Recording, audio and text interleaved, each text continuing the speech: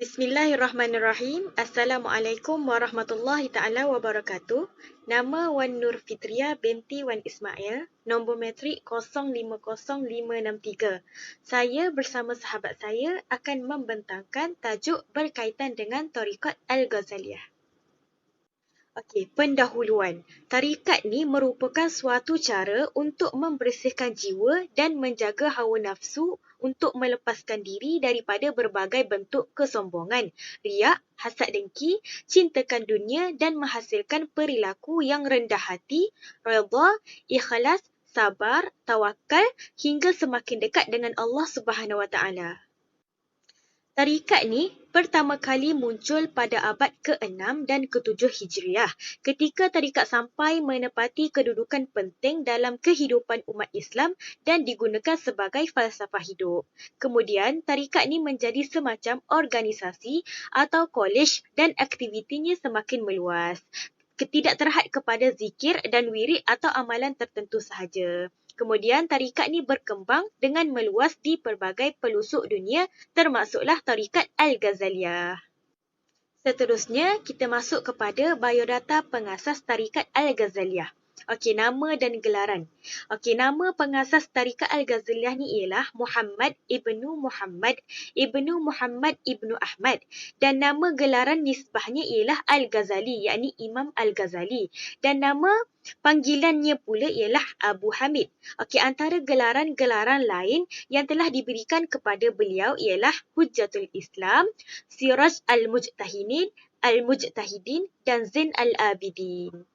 Okey, Imam Al-Ghazali ni beliau dilahirkan di Tusia, Khurasan pada tahun 450 Hijrah bersamaan dengan 1058 Masihi.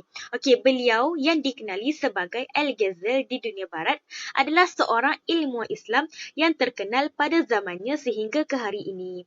Beliau juga merupakan seorang wali Allah yang lebih dikenali umum sebagai tokoh pemikir Islam serta dianggap sebagai mujaddid pada kurunnya. Beliau merupakan orang yang menyusun kitab Ihya Ulumuddin. Okey, kemudian kita masuk kepada sejarah ringkas tarikat Al-Ghazaliyah. Okey, tarikat Al-Ghazaliyah ni dinisbatkan kepada Abu Hamid Muhammad Al-Ghazali, yakni Imam Al-Ghazali yang merupakan mujaddid abad ke-5 Hijriah. Okey, tarikat Al-Ghazaliyah ni sudah bermula sejak zaman Rasulullah SAW. Kemudiannya baru diasaskan sebagai satu mazhab. Okey, beliau yakni Imam Al-Ghazali menerbitkan tarikat ini dalam uzlah besarnya iaitu selama 11 tahun. Dan dalam uzlahnya ini Imam Al-Ghazali mengarang kitab Ihya Ulumuddin. Okey, kemudian setelah beliau pulang dari uzlah, Imam Al-Ghazali pula menurunkan segala ilmunya kepada adiknya iaitu Imam Ahmad Al-Ghazali. Okey, Imam Ahmad Al-Ghazali ini adalah pewaris utama kepada tarikat Ghazaliyah selepas kematian abangnya iaitu Imam Al-Ghazali. Okey, ia dinamakan sebagai tarikat Al-Ghazaliyah bukannya kerana ia satu organisasi, tetapi sekadar untuk menandakan bahawa itu adalah jalan yang diasaskan oleh Imam Al-Ghazali. Okey, manakala dari segi pengamal tarikat Al-Ghazaliyah ni, mereka tidak menisbahkan nama mereka kepada tarikat ini. Okey, jika pengamal ada yang melakukan perbuatan tersebut iaitu menisbahkan nama dengan Imam Al-Ghazali ataupun tarikat Al-Ghazaliyah, hal itu tidaklah menjadi satu kesalahan, tapi dia bukanlah budaya dalam tarikat Al-Ghazaliyah. Okey, seterusnya ialah jenis-jenis dalam tarikat Al-Ghazaliyah. Yang pertama, tarikat atau jalan Imam Al-Ghazali dalam agama dan kehidupannya. Okey, orang yang hendak mengikuti tarikat ini hendaklah berusaha untuk menguasai segala ilmu-ilmu yang dikuasai oleh Imam Al-Ghazali berserta pandangan-pandangannya. Okey, yang kedua ialah tarikat yang dimaksudkan sebagai jalan kerohanian Imam Al-Ghazali. Okey, yang ini yang biasanya dimaksudkan oleh umat Islam sebagai tarikat Al-Ghazaliyah. Manakala jenis yang ketiga ialah tarikat yang membawa maksud sesuatu organisasi jemaah orang-orang yang mengamalkan sesuatu jalan kerohanian. Okey, hal ini bermaksud suatu organisasi jemaah orang-orang yang mengamalkan jalan kerohanian yang pernah dilalui oleh Imam Al-Ghazali. Okey, seterusnya kita masuk kepada rumusan temubual responden berkaitan dengan pandangan mengenai tarikat dalam ilmu tasawuf yang diajukan kepada kategori orang yang bertarikat dengan orang yang tidak bertarikat. Okey, sekian saja daripada saya. Saya serahkan kepada sahabat saya untuk menyambung pembentangan. Saya Tengku Nur Alia Syafiqah binti Tengku Muhammad Aziz nombor metric 049454. Saya akan menyambung pembentangan kawan saya iaitu mengenai guru-guru Imam Al-Ghazali. Imam Al-Ghazali pernah berguru dengan beberapa orang murabi. Akan tetapi beliau tidak dapat meneruskan maqam pengajiannya disebabkan guru-guru beliau telah meninggal dunia. Antara guru-guru seperti berikut iaitu Syekh Yusuf An-Nasaj, Imam Haramain, Farmadi dan guru-gurunya yang lain. Secara ringkas, umumnya boleh dikatakan beliau memiliki ramai guru dalam bidang tasawuf. Namun, beliau gagal untuk menyambut tarbiyah di bawah pengganti guru-gurunya tersebut. Hal ini kerana guru-gurunya telah meninggal dunia. Slide yang seterusnya mengenai ajaran-ajaran dalam tarikat Ghazaliyah, iaitu yang pertama iaitu uzlah. Uzlah ni bermaksud pengasinan diri atau diertikan dengan menjauhkan diri dari masyarakat untuk mendekatkan diri dengan Allah Subhanahu Wa Taala. Menurut Imam Al-Ghazali, beliau mengatakan bahawa seseorang ahli ibadat sangat perlu dalam pengasinan diri dan menjaga diri dari masyarakat iaitu dengan beruzlah. Yang kedua iaitu ajarannya mengenai zikir.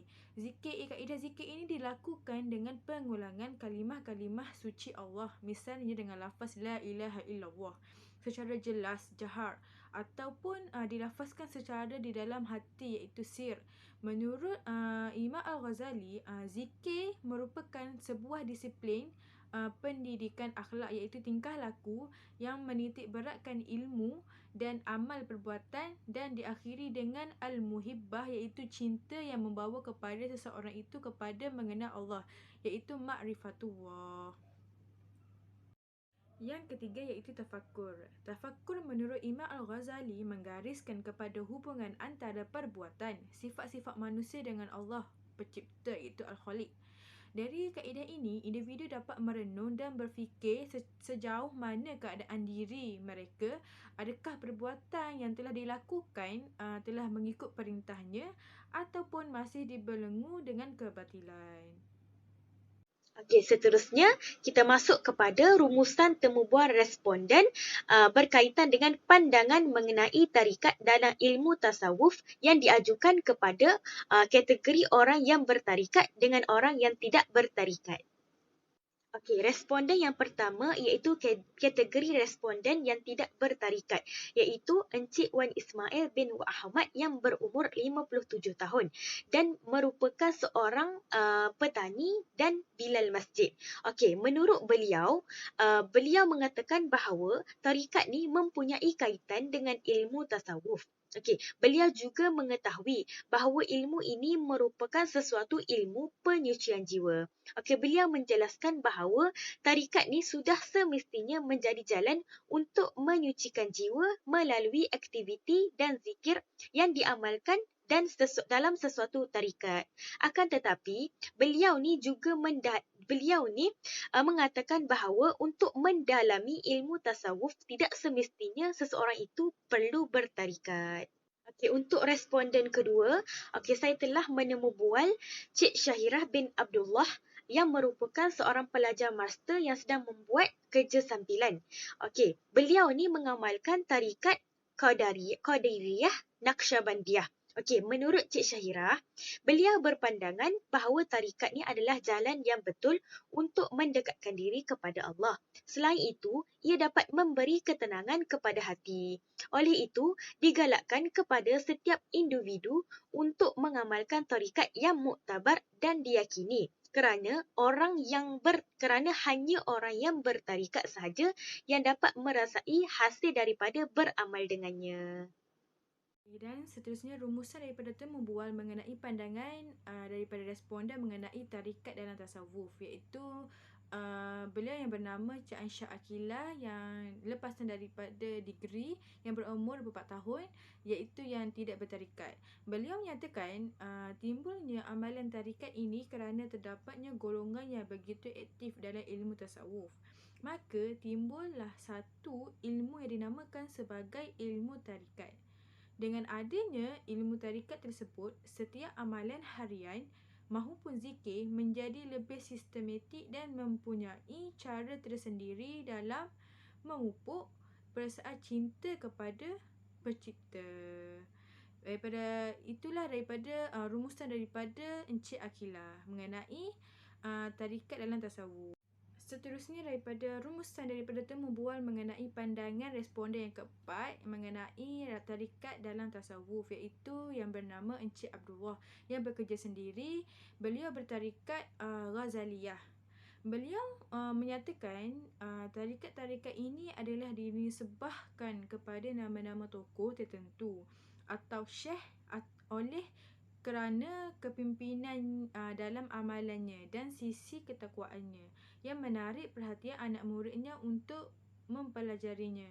Lalu menganggap tokoh itu sebagai pengasas tarikat tersebut. Begitulah pandangan beliau mengenai tarikat dalam tasawuf. Kesimpulannya, tasawuf yang dibawa oleh Imam Al-Ghazali atau tarikat Ghazaliyah adalah merujuk kepada pengosonan hati dari segala sesuatu selain Allah. Selain itu, menganggap rendah segala sesuatu melainkan Allah, serta akibat dari tindakan seseorang itu yang dipengaruhi oleh tindakan hati dan anggota badan. Pengamalan tasawuf ni sangat berkait rapat dengan konsep ketauhidan. Hal ini kerana tidak akan wujudnya pembersihan hati sekiranya tidak beriman kepada Allah. Tasawuf Islam sebenarnya adalah tunjang kepada pembentukan akidah yang teguh dan kuat yang sejajar dengan syariat Allah dan para rasul. Okey, sekian daripada pembentangan kami mengenai tarikat Al-Ghazaliyah. Assalamualaikum warahmatullahi wabarakatuh.